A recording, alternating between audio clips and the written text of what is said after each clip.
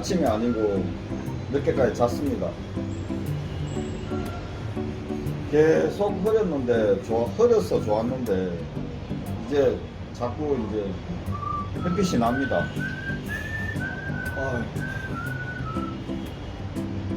여기 테라스를 자주 이용하고 싶었는데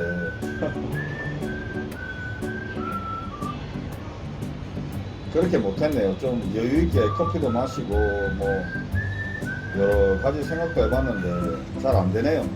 마음에 여유가 없어서 그런지 모르겠습니다. 자, 이번에는 제가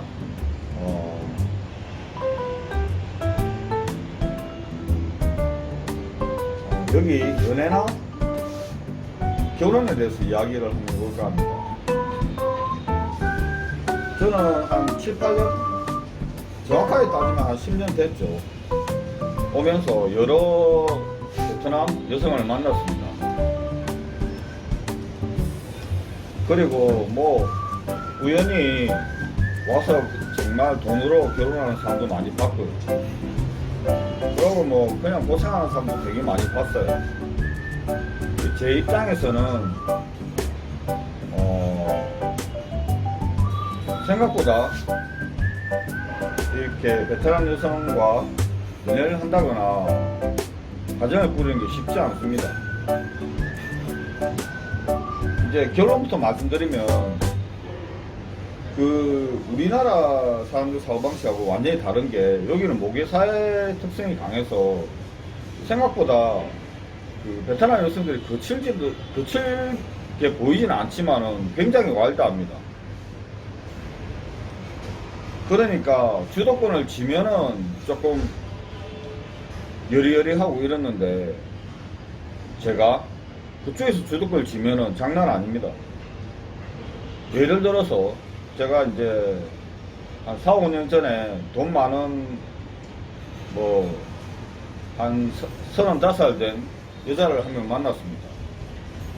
근데 그 여자 커피숍에서 이야기하다가 갑자기 왜 이혼했는지 이야기 하더라고요. 남편이 밤일을 잘 못해서 이혼했대요. 그럼 좀 이야기 하다가 저보고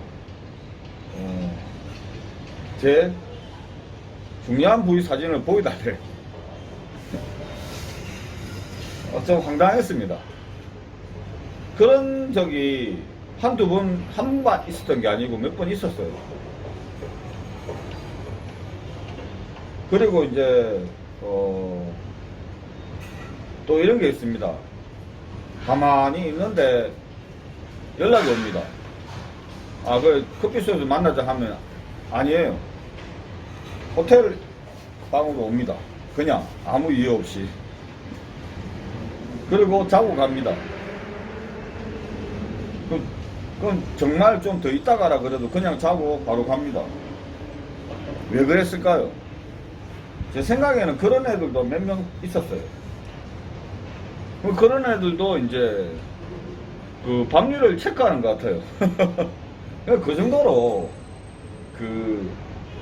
자기의 자손을 이렇게 낳아주고 잉태시켜주고 가정을 제대로 꾸릴 수 있는 강한 남자인지를 확인하는 것 같아요. 그러니까 저는 그래서 별로 강하지 못한 것 같습니다. 결혼 못한 거 보면. 그래서 이제 말씀드리면은 한국에 사는 여성들도 보면은 좀 강하지 않게 조용하지만은 한번 자기가 주도권을 잡기 시작하면은 정신을 못 차립니다. 그러니까 제가 생각하는 결혼은 한국에서 잘 살고 있는 사람도 있잖아요. 대부분이 남자가 정말 천사입니다. 안 그러면은 잘 살기 힘듭니다. 연애도 마찬가지입니다. 연애도 주도권을 쥐고 있을 때는 그랬는데 주도권을 뺏기면은 여자가 장난 아닙니다. 그럼 여러분들은 어떻게 해야 될까요? 저는 이제 만약에 결혼을 한다면은 이 돈을 잘 이용해야 됩니다. 저는 오히려 이제 계약 결혼 비슷하게 월급 주듯이 결혼하는 게 더 낫다고 생각합니다. 그렇게 한 3년 살다가 안 되면 이혼하고, 되면은 같이 더 잘 살고 하면 된다고 생각합니다. 한 3년 정도 계약해서 결혼 생활 해보는 것도 좋을 것 같습니다. 완전히 뭐 결혼한다 하지 말고. 그렇게 이제 돈으로 결혼하는 경우에는 조금 뭐 돈만 주면 결혼하죠. 사실 그게 결혼은 아니죠. 사실은 그냥 돈 주고 테스트 해보는 거죠. 이혼율도 많고. 저같이 이제 여기 와서 연애도 해보고 결혼 생각도 있었던 사람으로서 말씀드리면은 우연히 이런 경우가 있어요. 이 친구들은 갑자기 몇 번 안 만났는데 자기 고향에 같이 가재요. 저도 우연하게 판티에 무인의 근처에 가서 그 친구 언니 집에 가서 한 3일 밤 있었습니다. 같이 아무 생각 없이. 이틀 밤째 같이 잤습니다. 제가 그 친구 말고도 다른 친구도 저기 키엔장인데 그쪽에 가자더라고요. 그건 안 갔습니다. 제가 부담스러워서. 일본에 그런 경우 가서 제가 콘돔을 만약에 이용 안 했으면은 제 지금 여기서 결혼회가 있을 수도 있습니다. 왜냐하면 같이 판티에서 간 친구분은 저하고 그렇게 돌아와서 오해가 좀 있어서 거의 못 만났습니다. 그 뒤에 한 1년 있으니까 애를 낳았더라고요. 그러니까 제 만나고 바로 어떤 외국인을 만난 거죠. 그렇게 이제 이 친구들은 아기에 대한 그런 열망이 되게 많은 것 같아요. 근데 지금 엄청 힘들어하고 있습니다. 그 친구가. 저는 제가 아닌 게 다행이라고 생각했습니다. 그렇게 이제 임신을 만약에 잠자리에서 임신을 시키면은 결혼이 굉장히 간단해집니다. 그러나 그 뒤에 생활은 책임질 수 없습니다. 그냥 임신 때문에 결혼했기 때문에 정말 이 친구들을 뭐 다 책임지고 가족까지 책임져야 될 경우도 있습니다.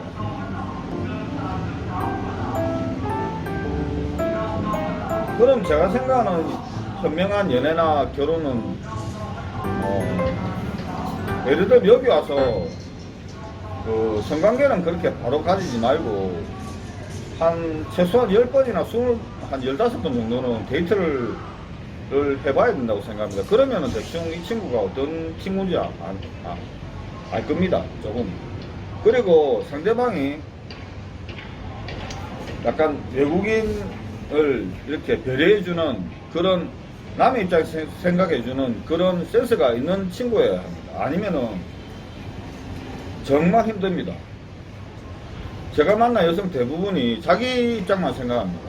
그러니까 제가 어떻게 여기서 일을 하고 이제 시간을 빼고 이런 것 같다 전혀 생각하지 않습니다. 그래서 저는 예전에 많이 만났을 때는 무조건 제가 다 갔습니다. 바로 옆에 가서 만나고 이야기도 해보고 겸사겸사 그쪽에 지역도 돌아보고 이렇게 했습니다. 그러니까 그런 외국인 사고방식이나 약간 이해를 할 수 있는 친구. 그러니까 영어를 하다 보면은 저절로 그렇게 되죠. 보통 그런 친구하고 사귀어야 그래도 의사소통도 되고 나중에 뭐 자기가 베트남어를 열심히 하면 되겠지만 나중에 이렇게 좀 뭐랄까 좀 서로가 좀 다퉈도 서로 이야기를 할 수 있잖아요. 그런 식으로 하다가 정말 괜찮다 싶으면은 정식으로 사귀고 사귀는 과정에서 가족들하고도 조금 교류를 해가지고 집안 상태가 어떤지 보고 다음에 이제 결혼을 하면은 정말 좋으면 결혼을 하면은 좋은 결혼이 될 수도 있겠죠. 그 뒤에 문제가 이제 한국에 사느냐 베트남에 사느냐 이런 여러 가지 문제가 있겠지만은 제가 말씀드리고 싶은 거는 일단 돈으로 주고 결혼하는 건 말고요. 여기 와서 이제 만나서 연애하고 결혼하는 거 말씀드리는 건데, 먼저 이제, 막 좋아서 결혼을 할 수도 있겠지만, 아무것도 안 맞아도. 일단은 중요한 게 상대방이 좀 그래도 그 다른 사람들 입장에서 생각할 수 있는 그런 약간 국제적인 그 감각을 갖고 있느냐가 굉장히 중요한 것 같고요. 그리고 연애할 때 굉장히 힘든 게 이 친구들이 일반인들은 일 엄청 바쁩니다. 그리고 여기 쉬는 날이 없어가지고 만나기도 힘듭니다. 그런 경우 얼마나 많이 이렇게 자주 만나서 서로 좀 알아가느냐 이런 게 되게 중요합니다. 그러니까 처음에 시작할 때는 한국 사람들이 조금 배려를 해야 되겠죠.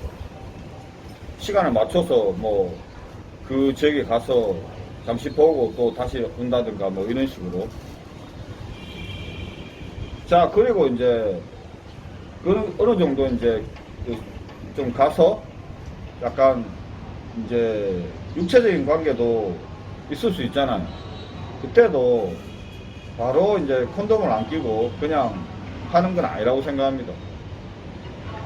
이제 그런 이제 잠자리가 시작되면은 콘돔을 끼고 하면은 이 친구들이 별로 안 좋아합니다. 왜냐하면 이 친구들은 그 임신에 대한 약간 그런 게 굉장히 뭐 그렇게 자손을 일단 많이 이렇게 가지는 게 좋다고 생각하기 때문에 제가 콘돔을 끼면은 되게 싫어하는 경우가 되게 많았어요.